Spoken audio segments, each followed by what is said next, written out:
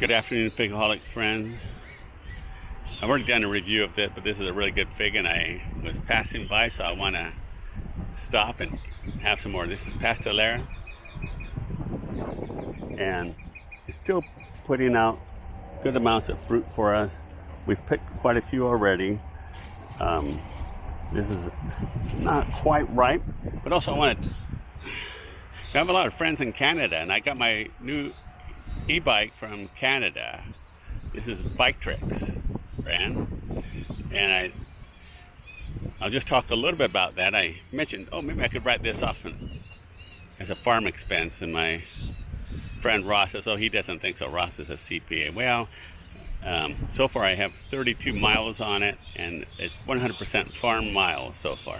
I think my CPA won't have any issue with that, but I'll keep track of my records, and if it's 75% farm, I'll write it off 75% maybe. But I have a gate I lock here, and to get out to the orchard, I have to, if I got to do it several times a day, getting out of my pickup and unlocking the gate, closing the gate, locking it, and all that. I just come out here less likely. But I mentioned in another video I had got some bird problems, and I was able to, I pedal with this as much as I want or need to, and but I can also use electric assist on it, and it's got big fat 4-inch tires on it, and it's great.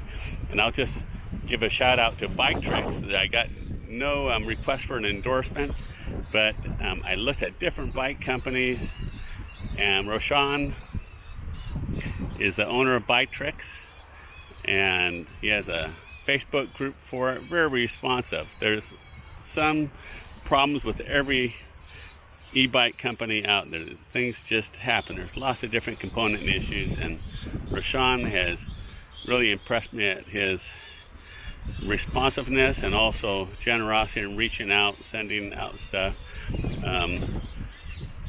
One member has had his share of bad luck for sure, but with batteries and so forth. But Nicholas, also here in California, that I've, on the other hand, have had zero issues so far, but I'm not driving it to work every day like some people. But it just makes it easier for me to get out into the orchard, and I'm 62 years old now. My knee popped some and all that, and when it starts getting sore, I'd like to use greater battery assist. But again, let's take a look at this great fig, Pastiliere. No color enhancement to this. This is like not quite as dark red, but pretty impressive dark red pulp. Just moderately or just mildly sweet, but a very rich berry flavor. But you can see all the fruit stages I have here. I'll be picking a lot more fruits in the months ahead here. This one, I think that, this might be sour. We'll see. It's very ripe for sure. If I dropped it. It was not sour, but it was very ripe. But I've only eaten about 10 figs today, so I have room for more. I did a Popeyes chicken sandwich review.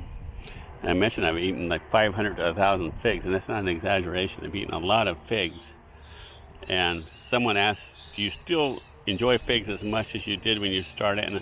And I do, but when I eat 50 figs in one day, that 50th fig, it's got to be really good for me to enjoy it as much as the first fig I ate that day, that's for sure. This one is certainly ripe again. Starting to get overripe, but no sourness in it. So this is, I would say, moderately sweet and still a very intense berry flavor. And this is Pastiliere, and not to be confused with unknown Pastiliere. This is a common fig that does not require capification, whereas unknown Pastiliere is pretty much certain a Smyrna type fig that requires capification. Thanks for watching.